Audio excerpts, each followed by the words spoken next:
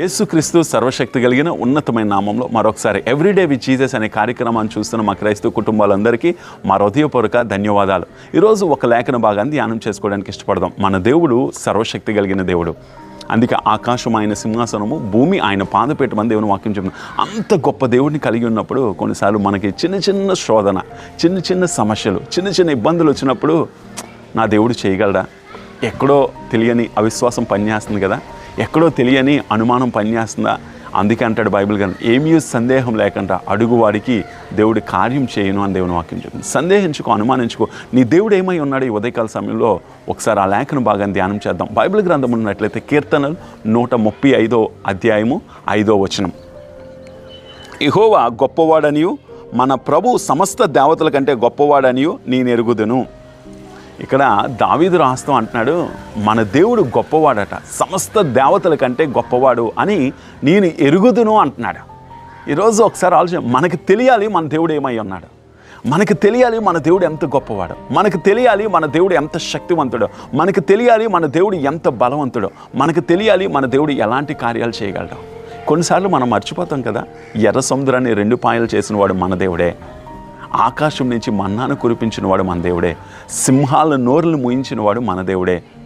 అలా చెప్పుకుంటూ వెళ్ళిపోతే ఎన్ని చేయగలిగిన వాడు మన దేవుడు. ఆయన గాలిని గద్దించగా గాలి సముద్రం నిమ్మలమైంది. అంత గొప్ప దేవుడు. ఆయన ఎంత గొప్పవాడు అంటే కుంటివారికి కాళ్ళని ఇవ్వగలిగే దేవుడు. 12 సంవత్సరాలు బట్టి రక్తస్రావంతో బాధపడుతున్న స్త్రీకి ఆరోగ్యాన్ని దయచేయగలిగిన దేవుడు.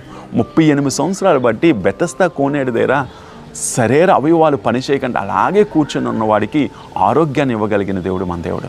ఈరోజు కొన్నిసార్లు మనకున్న వాతావరణము, మనకున్న పరిస్థితులు కొన్నిసార్లు మన నిరుత్సాహంలో నెట్టివేస్తుంది. ప్రియులారా, భయపడకో, సందేహించుకో. ఇక్కడ దావీదు అదే అంటున్నాడు. చూడండి ఏమంటున్నాడు, మన ప్రభు సమస్త దేవతల కంటే గొప్పవాడని నేను ఎరుగుదును.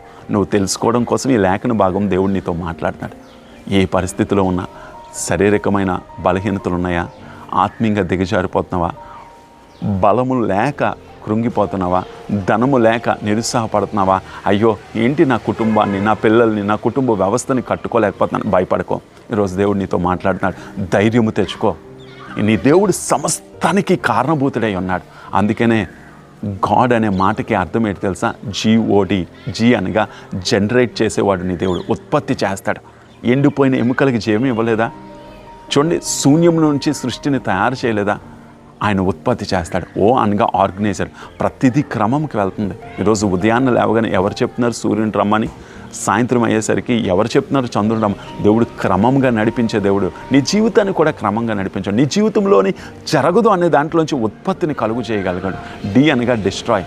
ఈరోజు నీ దేవుణ్ణి కానీ నువ్వు నమ్ముకుంటే చెడు ఆలోచనలను నశింపజేయగలడు. ఆయన నోవాతో అదే చెప్తున్నాడు కదా.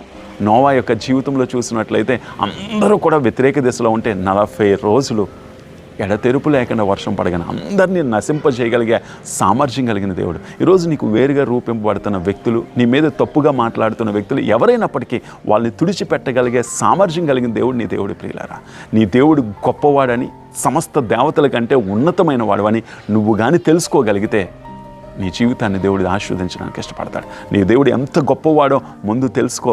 అందుకే రుచి చూచి ఎరిగితిని యెహోవా ఉత్తముడని. ఈరోజు నువ్వు కూడా ఒక్కసారి ఆయన గొప్పతనాన్ని జ్ఞాపకం చేసుకో. నీకు తెలుసు కానీ మర్చిపోయావమ్మా.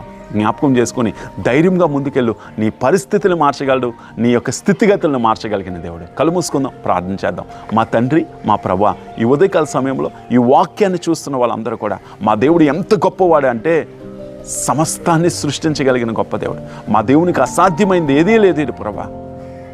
రోజు ఎగ్జామ్స్ రాస్తున్న కుటుంబాల్లో ఎవరెవరైతే పిల్లలు ఎగ్జామ్స్ రాస్తున్నారో వాళ్ళకి నీ జ్ఞానాన్ని దయచేయి, నీ బుద్ధిని దయచేయి, నువ్వే సహాయం దయచేసి నడిపించమని యేసుక్రీస్తు సర్వశక్తి కలిగిన ఉన్నతమైన నామంలో అడిగి వేడుకొంచున్నాము తండ్రి. ఆమేన్. God bless you. దేవుడు మిమ్మల్ని, మీ కుటుంబాన్ని దీవించును గాక.